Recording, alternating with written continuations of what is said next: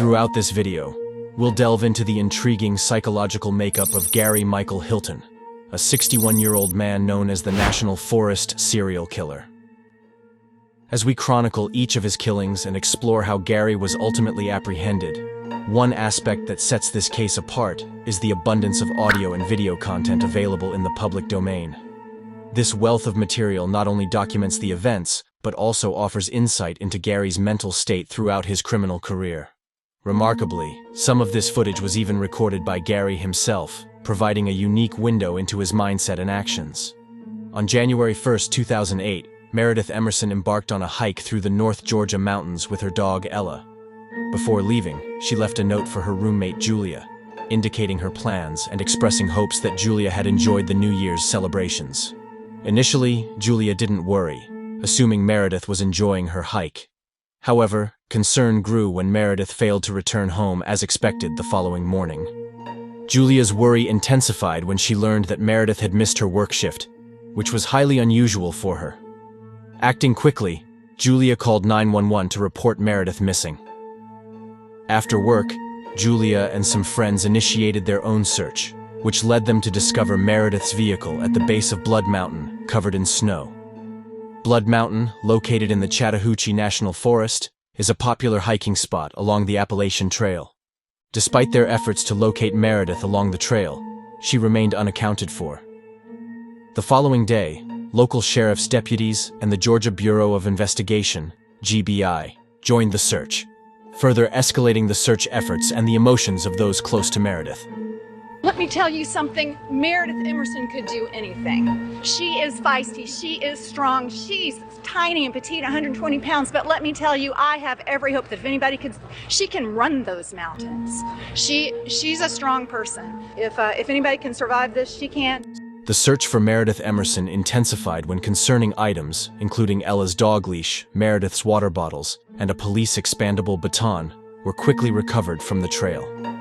These items were found in an area where the ground showed signs of disturbance, suggestive of a struggle having occurred. The discovery raised immediate alarm, prompting a swift escalation in the response effort. Approximately 19 different police agencies collaborated in the search for Meredith, as law enforcement agencies joined forces. Within days, authorities received several tips from individuals claiming to have witnessed a strange man following Meredith along the trail. Now, the search has gained national media attention. A Gwinnett County team and volunteer searchers are lining up to help. Now, here again is the description of the person of interest. Investigators say he's a 62-year-old white man. He's around 5'10" and he weighs about 160 pounds. He has silver gray hair and he might be driving a white minivan. The man's dog is reddish in color and answers to the name of Dandy. The most crucial detail that law enforcement received was that the man seen following Meredith was carrying a police baton and had a bayonet knife attached to his belt. This crucial information prompted multiple leads, including one from defense attorney Sam Rail, who identified the suspect as a former client named Gary Hilton. Gary had an extensive criminal history, primarily consisting of misdemeanors such as possession of marijuana or theft. However, he also faced more serious charges, including arson and assault battery. In October 2007, just months before Meredith's disappearance, Gary was confronted by a police officer after trespassing on private property. What you doing out here? Well, you're the poor person that's come along. Am I? And asked me that. I guess they called you, didn't they? Yes, they did. I'm leaving. I'm getting out of here. God almighty. Can I get your ID real quick? Yeah, you sure can. In the you see that fanny pack right there? Yes. Is there any weapons in that fanny pack? Absolutely not, and I'm going to bring it to you. Okay. About 3 months ago, I had, I live in Chandler, and I had some people call the law on me. I was running my dog, about 11:30 at night. Apparently, the dog had stopped to sniff something, and I was kind of just like going like that, in the street light, waiting for him. I'm telling you, they're crazy. He showed me on the computer screen. It was a man walking in circles. That's what you were doing. They called the police on me. That's suspicious. You know that. Nobody walks in circles around here. Hey, I love you. Mr. Hilton, take care. Be safe. In this instance, Gary Hilton's encounters with law enforcement were regular due to his transient lifestyle, sometimes resulting in charges against him. Defense attorney Sam Rail became involved, defending Gary on several charges over the years, which led to a casual friendship between them. In 1995, Sam and Gary collaborated on a horror movie project, with Gary contributing to the script writing. Their premise involved a serial killer releasing women into the woods to be hunted down, and they titled it Deadly Run. Another individual who contacted the Georgia Bureau of Investigation, GBI, regarding Gary's involvement was John Tabor. Gary had worked for John as a telemarketer, and later as a contractor for his home siding business, Insulated Wall Systems. This employment relationship lasted on and off for 10 years, from 1997 through September 2007. Gary was known by the nickname Mac the Siding Guy during this time. Notably, Gary resided at 4169 Claremont Road in Shamble, Georgia, a property owned by John. John, start off, I guess, talking about your relationship with Mr. Hilton. How did you meet him, and how did that kind of progress? Right. I first met him about 10 years ago. He had responded to a health wanted ad placed in a local newspaper for a telemarketing position. And he came to the office to interview. He had experience working as a telemarketer for other siding companies, so in the same line of work, and he was hired at that point. He had a job to do. He did his job, and there wasn't that much else to say about him. John provided crucial additional information about Gary, revealing his passion for the wilderness and his habit of spending extended periods along the Appalachian Trail, including Blood Mountain. Gary was often accompanied by his reddish-furred dog named Dandy, and he was known to carry an expandable police baton with him at all times.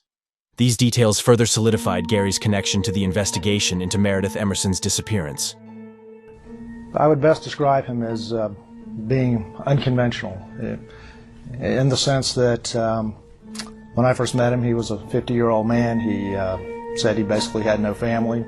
He had a dog, a large dog, and he said that was his only family.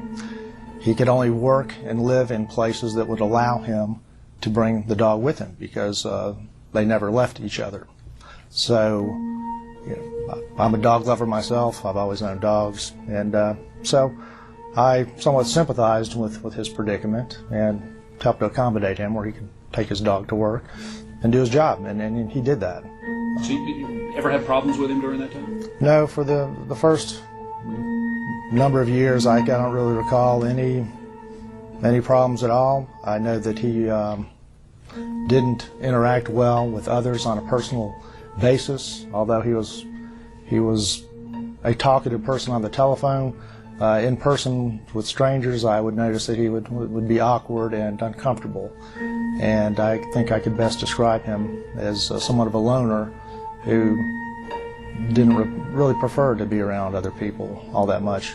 While in John's employment, Gary recounted multiple stories about altercations he had while out with his dog, Dandy. In these anecdotes, Gary often claimed that Dandy would engage in fights with other dogs, and when the situation escalated, it was invariably the other dog's owner who became physical, victimizing Gary in the process. These stories provided further insight into Gary's interactions and potential confrontations during his time spent in the wilderness. The past year is when things seemed to change. About a year ago, he was not doing his job. He wasn't working. He was becoming more withdrawn, more difficult to talk to. He still needed and wanted money simply to survive, so I helped him out the best I could. But as time passed on into the summer, things were just getting worse, not better. He still wasn't working, and it got to the point where he was demanding money, not just asking for it. And at that point, he told me he wanted $10,000, period. He said, "I don't care how you get it, but you better give it to me or else." He said, "I'd take half now and I can get the rest later." But he said it would be the easy thing to do, or else I would pay the price. And then, like I said, things went on through the summer to the point where it came to a head where he basically threatened to kill me unless I gave him $10,000. Within hours of John contacting the Georgia Bureau of Investigation, GBI, about Gary, Gary himself called John, demanding money. Law enforcement swiftly tracked down this call to a Huddle house in Marble Hill, Georgia. Despite quickly raiding the Huddle house, Gary was nowhere to be found. Police obtained Gary Hilton's driver's license photo from the Department of Driver Services and shared it with hikers who had seen Meredith with the mysterious man. These hikers immediately confirmed that Gary was indeed the individual they had encountered. On January the 4th, 2008, just 3 days after Meredith went missing, a call came in from a Kroger grocery store in Georgia, approximately 50 miles south of Blood Mountain. The store reported that a black lab had wandered in, believed to be Ella. Knowing that Ella had a microchip implanted, officers brought the dog to a veterinarian, confirming that it was indeed Meredith's dog. This discovery provided the community with some hope that Meredith might still be alive, prompting the continuation of the search efforts. We are thankful that Ella has been found, but Meredith is still out there.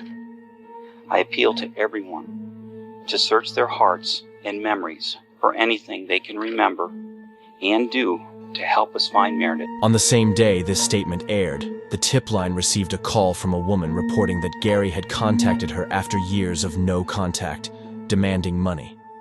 She responded by warning him that the world was searching for him, prompting Gary to immediately hang up. Police traced the call from the woman's caller ID to a payphone at a Quick Trip gas station, situated directly across from the Kroger where Ella was found. Upon arriving at the Quick Trip, Gary was once again not present. However, officers conducted a search of the dumpster at the back of the parking lot and made a chilling discovery. Among the items recovered were all of Meredith's hiking gear, including her clothing, gloves, and wallet containing her driver's license. Each item was heavily bloodstained. Furthermore, officers found a pair of men's boots in the dumpster, also bearing traces of blood. While processing this disturbing crime scene, a 911 call was received by the Dobb County Police Dispatch. Okay, 911, what's the exact location? I have the person of interest in that missing woman case is at this Chevron gas station on Ashford Dunwoody. Chevron gas station at Ashford Dunwoody? Yeah. You said the man is there? The van is here, the dog is here, the red dog, and I saw the man's face, and I've been watching the news, and I know it's him. He's got a green long sleeve sweatshirt, and he's wearing a hat, and he's emptying all this stuff out of his van. Pillows and a blanket, and it looks like he's got a sleeping bag right now. Taking it all to the trash. It's definitely looking around like he is as guilty as sin. I can go take him down if you want. No, sir. Stay right there. Okay. Oh, I'm just shaking. You guys, is there somebody en route? Yes, sir. Here we go. Here comes the cops. Yes. Yes. Police are there? Yes. They got him. They got him? I mean, they don't have him yet, but they're getting out.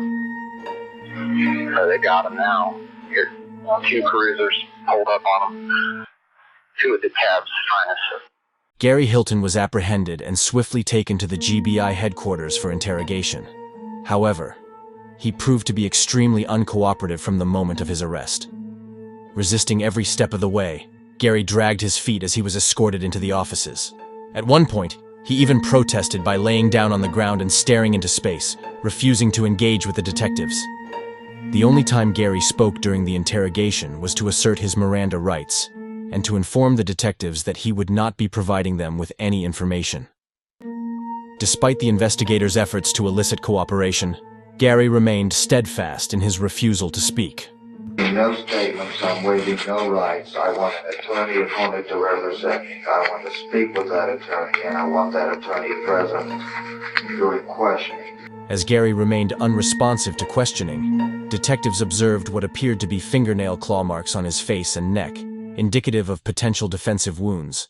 Additionally, Gary exhibited a notably swollen hand. These injuries raised further suspicions regarding his involvement in Meredith's disappearance.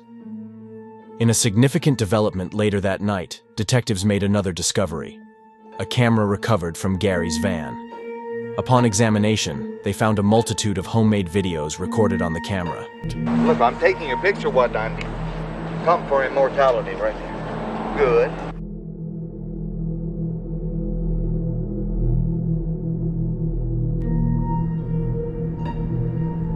I've gained 20 pounds in 3 months, 3 or 4 months. 171 pounds.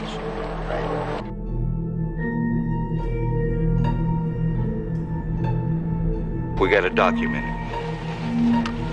He's a my boy. He's a my baby. In addition to the eccentric videos of Gary flexing with his dog Dandy by his side, the camera contained several recordings capturing confrontations between Gary and law enforcement. These recordings documented instances of Gary trespassing on private property and the subsequent interactions with authorities, providing further insight into his behavior and potential criminal activities. You're the lawman, you are the law. I'm going to check it out, and if it ain't the law and you're wrong, you come talk to me. I'm not talking to nobody. I'm filing and I'm suing. Among the recordings found on the camera was a video showing Gary engaging in an argument with a Papa John's employee. In this footage, Gary disputes the company's drivers exceeding the speed limit, showcasing another facet of his confrontational and contentious nature. You tell these guys to quit terror driving. You tell them not to drive more than 5 miles an hour above the limit. In addition to the videos, over 100 other items from Gary's van were entered into evidence. Detectives discovered blood throughout the vehicle that matched Meredith's DNA. Following these findings, Gary was officially charged with kidnapping with bodily harm. The court assigned him a public defender, and a deal was negotiated. If Gary led investigators to Meredith's body, the death penalty would be off the table for his sentence. The following afternoon, the prosecutor contacted the detectives to notify them that Gary was prepared to talk. This development marked a crucial turning point in the investigation, as Gary's cooperation could potentially lead to the resolution of Meredith's case. What I'd like to do is let you now tell us where the body is and try to direct us to it the best you can. Okay, I'll be glad to. All right. Gary cooperated by drawing a map indicating the location where he had left Meredith's body. Her remains were found approximately 50 miles southwest of Blood Mountain, in the Dawson Forest Wildlife Management Area. You would go down that road about 50 yards. Okay. And it's going to be off the south side or the left side of the road. The body will be. Okay. The body will be approximately 40 yards or 120 feet. Okay. Off of that. South of that is covered by leaves and brush, but not buried. Okay. Is it wrapped in anything? No, it isn't. Is it clothed? No, it isn't. Is it intact? No, it isn't. Okay. I'll tell you more about that. Okay. Yes, the head will be missing. Where's the head? The only reason, by the way, the head was removed was forensically. Yeah, right. In other words, the hair is full of fiber. Sure. And the only reason the body is nude is forensics. Okay, for forensics. See, I didn't even know I was associated with this disappearance at that time. Right. You see, I didn't find that out till later on in the day. I stopped at a gas station and I am on the front page. Where would the head be? It's going to be a little hard to find. You're going to need a dog for this, I believe. Can you help us? Well, I'll help. I apologize to both of you guys. I mean, you know, it's been trying for you. I'm sure these cases are emotionally wrenching for you. But that's your damn job, so. Using the directions provided by Gary, the detectives successfully located Meredith's torso and head, along with additional bloody clothing. An autopsy conducted the following day revealed that the cause of death was blunt force trauma to the head. Furthermore, it was determined that the head had been removed post-mortem. During the return journey to the GBI headquarters, Gary shared further details about the events leading up to Meredith's death. I'm going to tell you right now, there was never any plan to let her go. Okay. I knew that if I let her go, I would be instantly ID. I knew it would be easier to establish control over a female, any female, than it would a male. How did you start up a conversation with her or whatever? Dogs, you know, people that have dogs, dogs are going to mate. After Gary's initial encounter with Meredith, he positioned himself in the bushes, anticipating her return along the trail. He lurked, aware that he could ambush her when she eventually turned around and retraced her steps. What did you produce? A knife, bayonet. The bayonet is probably still up there. I lost control of both. She fought. And as I read in the paper, she's a martial artist. I think it was you, probably. One of the GBIs said that little 120-pound girl about probably close to whip your. Well, she about did. I had to hand fight her, and I still couldn't get control of her. She would feign or pretend that I was in control, and then start fighting again. Gary proceeded to place Meredith in the back of his van, securing her inside, before embarking on a journey across North Georgia. During this time, he attempted to use various ATM machines with Meredith's card while concealing his identity, likely to avoid detection. Throughout these attempts, Meredith provided Gary with several false PIN numbers, thwarting his efforts to access her funds. 4 or 5 times she kept trying to convince you that it would work. She did convince me. Right. She ran me back. I'd go try it like an idiot. And it didn't work. None of it. She's still telling me it's gonna work. It's gonna work. It must be a wrong thing. Unfortunately, amidst Gary's failed attempts to access Meredith's funds, he subjected her to repeated assaults. Between each unsuccessful ATM attempt, he inflicted harm upon her. Eventually, Gary brought Meredith to a secluded area of the forest, where he restrained her. Initially, he falsely assured her that he would release her shortly. However, instead of fulfilling this promise, Gary returned to the campsite, where he casually had a cup of coffee. Subsequently, he retrieved a handle from a car jack and carried it back to Meredith, viciously striking her with it multiple times. I gave her a book to read and everything else there, and I walked up and made as if to unsecure the chain, struck her with the bar.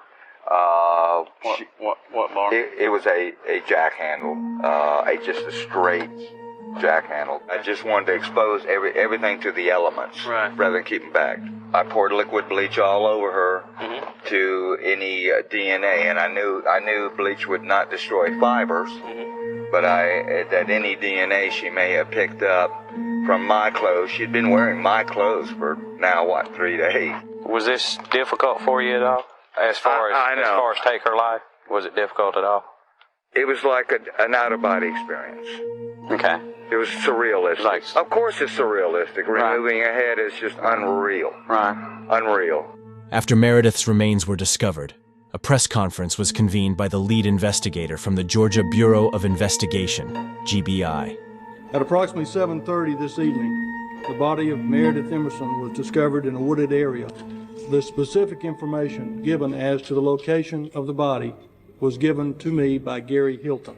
Following the discovery of Meredith's remains, Gary's charges were amended to include the murder of Meredith Emerson. With Gary's decision to plead guilty to his charges, he became more cooperative with detectives. In another interview session, lasting 4.5 hours, Gary provided further information and insight into the circumstances surrounding Meredith's murder. I'm a sociopath, man. I'm like what they call an antisocial. That's the new name for it, an antisocial personality. In my day, it was called sociopathic character disorder, what it's known as. Right. And I present this fantastical spectacle to people, but I understand they can't understand it because it's so fantastical. It's kind of like the Lone Ranger, and the Lone Ranger would come galloping into town. There would be all the schmuck townspeople, right? And here the Lone Ranger would be wearing this mask, a skin-tight outfit, a really elaborate 2-gun rig mounted with silver with chrome pistols, and just a theatrical outfit. He'd be mounted on this beautiful Palomino. He'd have this trippy Indian named Tonto with him. You know what I'm talking about? And if the Lone Ranger would ride out again, what would they always say about the Lone Ranger? You don't remember it, but not. They would always say, "Who was that masked man?" Yeah, who was that masked man? Okay, that's what I do to society. Well, let me ask you. They can't get their mind around it even. Yeah. Lawyers and everyone else ask me constantly, how come you're so seemingly intelligent? Are you well-read? Are you well-educated? You're right. You hit it right on the head. That's very perceptive of you. The reason I'm so seemingly intelligent is that I, alone amongst almost anyone, including you do, have time to actually stop and think about things. You don't have time to stop and think about things. You are so busy distracting yourself because you're running from really the reality of this situation, which is you're going to fucking die. I'm a soldier, a scientist, an artist and a philosopher. If you're aware of that, then I'm a very simple person. My art is my life. And my art is weird. Most of this interview consisted of Gary going on bizarre tensions about very unrelated subjects, including but not limited to parachute jumping. Most people, when they think of parachute jumping, they think of just, jumping out, because you see it's not a sound picture. It doesn't have a hot one, Yosemite supervolcanoes causing the apocalypse. Look, any good anthropologist can tell you we're doing okay. And so can any cosmologist, too. It's just on a larger time scale, that's all. The supervolcano under Yellowstone has erupted 3 times in the last 2 million years. It has an average cycle of 600,000 years. When it erupts, it basically wipes out downwind the eastern part of the U.S., the whole eastern seaboard of the U.S. under several feet of ash, and would just destroy the civilization in that area. Other scientific catastrophes that may occur.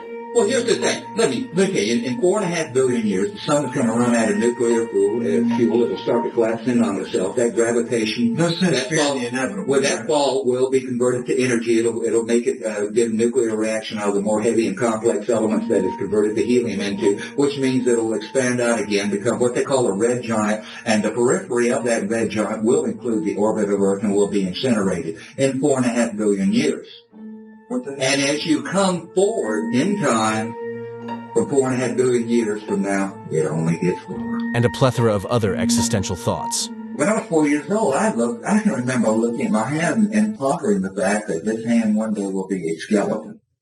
Yeah, when I was 4 years old. Well, what was the situation, if you don't mind? No, it was an intellectual thought, you see. I mean, we have the president of the United States, the most sophisticated and powerful country in the world, standing up there telling the world that he believes in a ghost story. Which is what?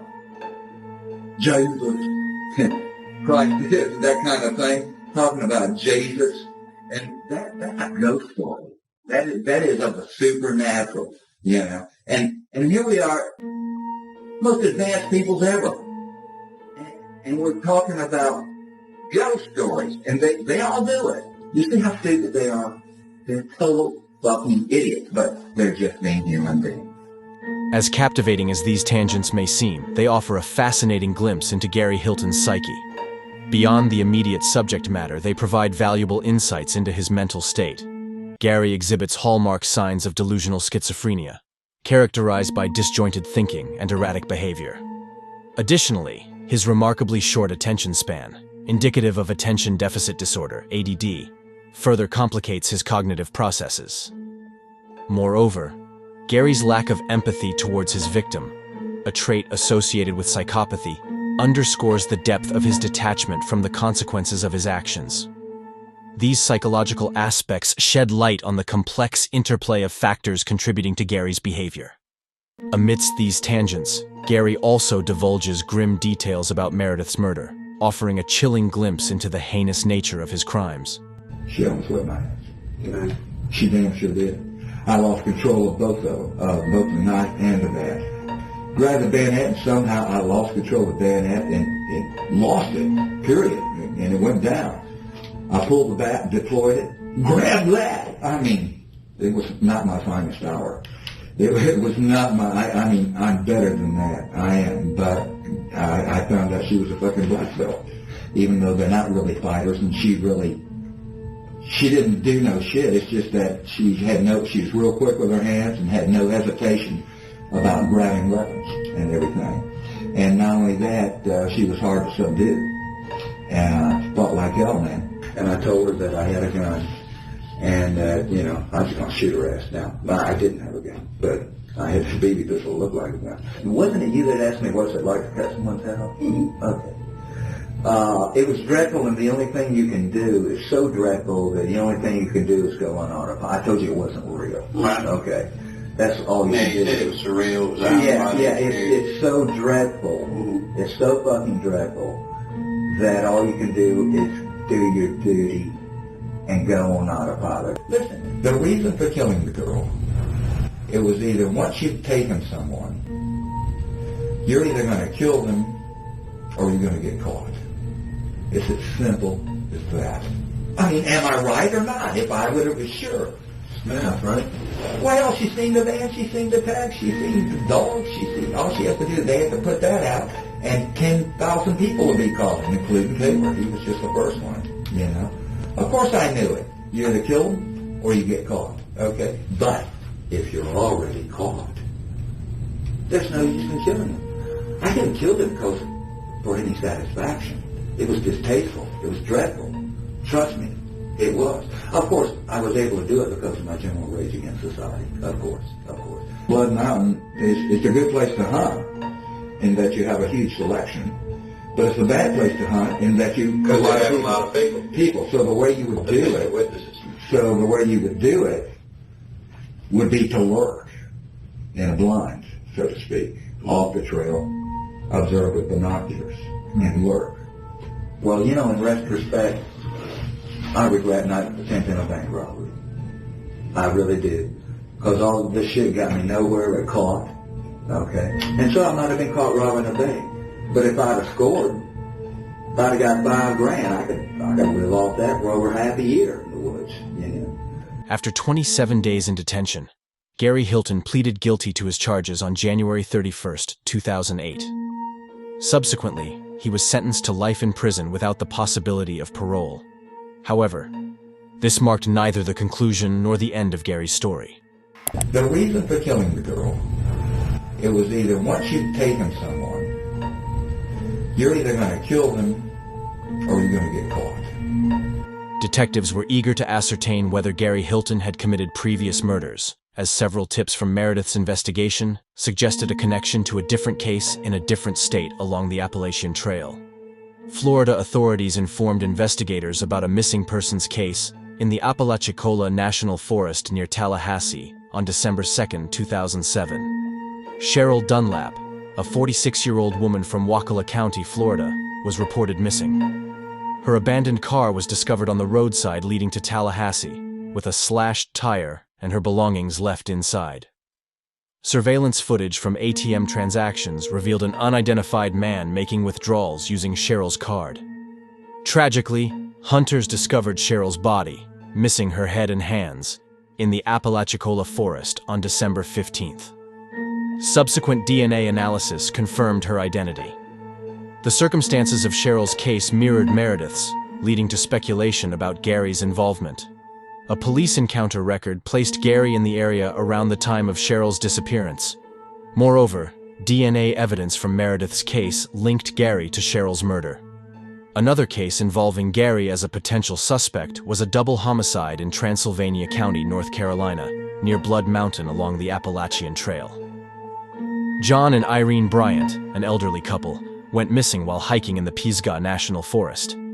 Irene's body was found, and surveillance footage captured an older Caucasian man using the couple's bank card in Tennessee. North Carolina investigators, upon seeing Gary Hilton's connection to Meredith's case, recognized him as the potential suspect in the Bryant's murders. Gary's physical characteristics and mannerisms matched the man in the surveillance footage. A hunter eventually found John Bryant's remains in the Nantahala National Forest. Gary was ultimately prosecuted and convicted for these additional murders, further cementing his status as a serial killer. A confessed serial killer who pleaded guilty to killing 2 hikers from Henderson County is scheduled to be sentenced today. Last year, Gary Hilton admitted to killing John and Irene Bryant as they hiked in the Pisgah National Forest in October 2007. An autopsy found Mrs. Bryant died from several blows to the head. Mr. Bryant died of a bullet to the head. Now, Hilton already has the death penalty for a 2011 Florida killing and life in prison for a 2008 Georgia killing. And Hilton's sentencing is scheduled for 2 p.m. today. Of course, we'll be there and have the very latest on what happens to Hilton in this latest. The deal Gary Hilton struck with authorities in Georgia proved futile when he was sentenced to death in Florida. However, his name surfaced in connection with another case, the disappearance of Rosanna Milani. On December 7, 2005, Rosanna vanished after informing her father of her plans to go hiking. A thrift store owner reported seeing Rosanna with an angry older man on the day she disappeared, leading to a forensic sketch of the man. 2 years later, when Gary's face appeared in the news, investigators revisited the sketch. They confirmed Gary had been in the area at the time of Rosanna's disappearance. Local detectives decided to interview Gary regarding their case, traveling to the prison where he was held to conduct the interview. This is about a lady by the name of Rosanna Miliani. Okay, I know who you're talking about. Well, it's my M.O. Gary proceeded to disclose his true motive for the murders, to fulfill his own sexual desires. However, in compliance with YouTube guidelines, we have omitted his graphic explanation. The killing part was just to keep him getting caught, sir. I did not like the killing. I usually didn't even like to fantasize about the killing. I would put that out of my mind. Rosanna, on December 7th, 2005, was seen with a male, a white man. Yes. And she's a composite, so that's the second reason we wanted to come. It's similar to you. Is that you? Oh, no. Listen, well, let's cut to the chase right now. Okay, listen, the description I got was he was 50 to 60 years old. Okay, not only that, she was a hiker, I was a big-time hiker. She disappeared during a hiking trip under some circumstances. My victim were all taken in the woods. Okay, it all fits together. But listen, it fits me, but it wasn't me. Okay, I've got to admit, I wasn't much of a serial killer. Okay, I should have had a long career, and I should have killed lots of people. And I just, I committed. I mean, it's embarrassing. How many were there? 4. 2 brides. There was Meredith Emerson and Cheryl Dunlap down here. That was it. Despite Gary providing gruesome details about the murders he was convicted for, he vehemently denied involvement in the Rosanna Miliani case. During the interview, Gary cooperated extensively, and a solid rapport was established between him and the detectives. When asked, he agreed to undergo a polygraph test, which indicated no deception when he professed his innocence. However, it's essential to note that polygraph tests are often considered pseudoscience, with doubts about their accuracy even by their creator. Therefore, there remains a possibility that Gary could be guilty of this crime as well. In 2018, Gary attempted to overturn his death sentence, alleging that his defense team was dysfunctional and ineffective. However, both state and federal authorities denied his appeal. Currently, Gary Michael Hilton resides on death row at the Union Correctional Institution in Florida. If you are eager for more content, check out the video on your screen right now. Thanks for watching. Thanks for watching. Thanks for watching.